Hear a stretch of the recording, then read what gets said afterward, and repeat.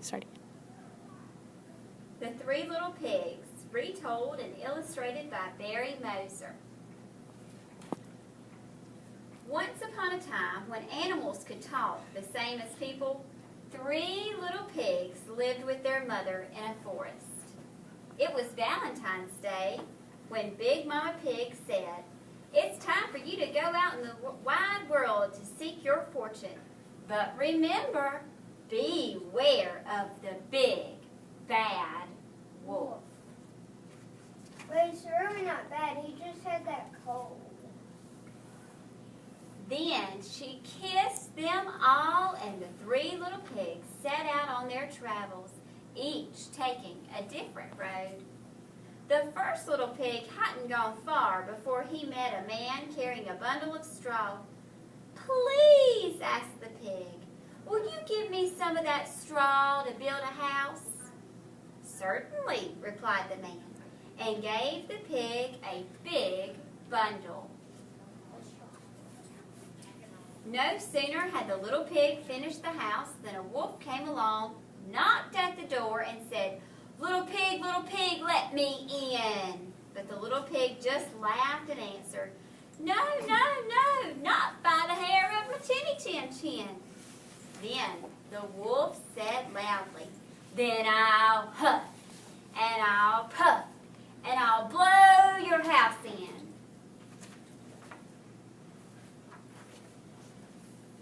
So he huffed, and he puffed, and he blew the house in because it was only straw. Then the wolf ate up the little pig and didn't leave so much as the tip of a curly tail.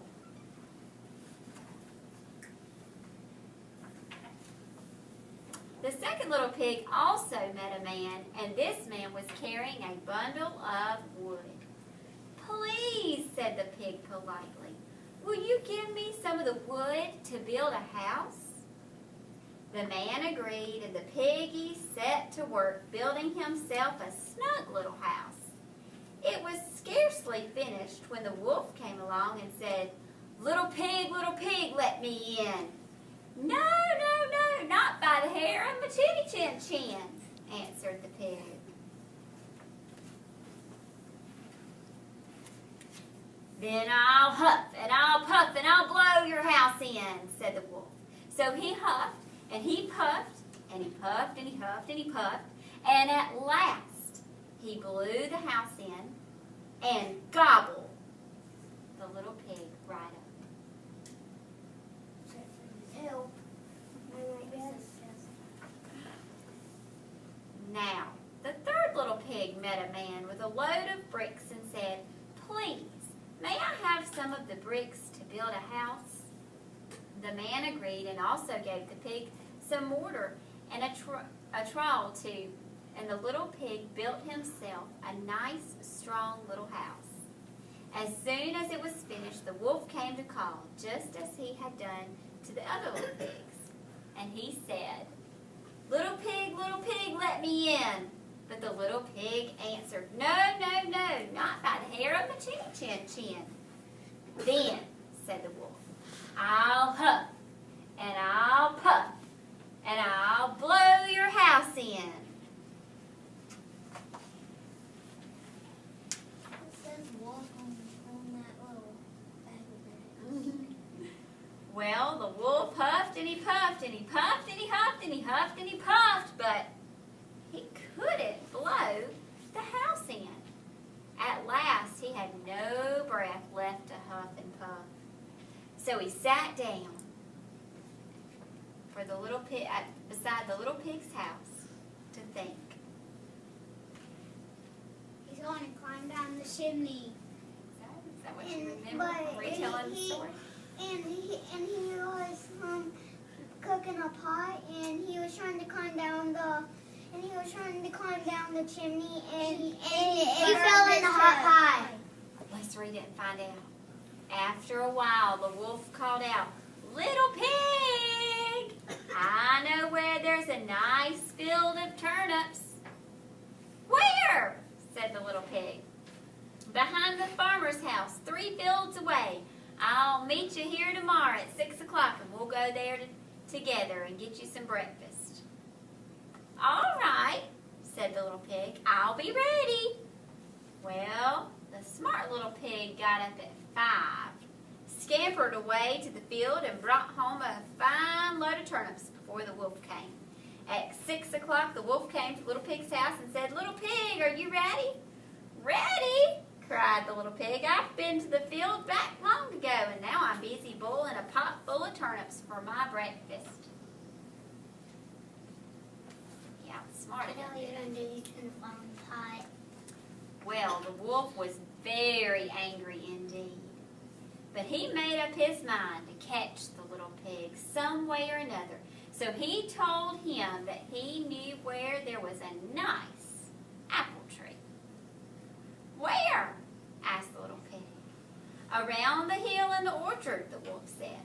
"If you promise not to play any more tricks, I'll meet you here tomorrow morning at 5 o'clock. And we'll go there and get some apples." He got up at 4 o'clock. Think so? The next morning, the piggy got up at 4 o'clock. and was gone before the wolf came. But the orchard was a long way off, and besides, he had a tree to climb, which is not an easy matter for a little pig. So before he had filled the sack he brought, he saw the wolf coming toward him.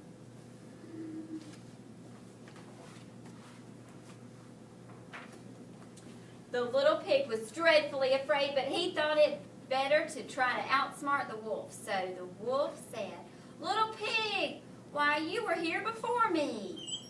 Are they nice apples?" "Yes, very. I'll throw one down for you to taste." So he picked an apple and threw it so far that the wolf was running to fetch it.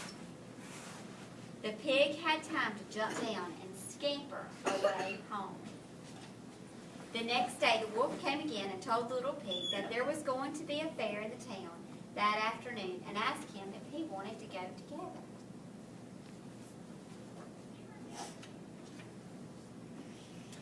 "Oh, yes," said the pig. "I'll go with pleasure. What time will you be ready to start?" "At 3:30, said the wolf.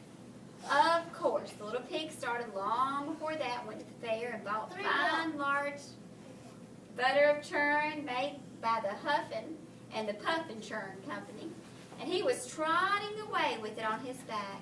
He didn't know what else to do, so he crept inside the churn to hide.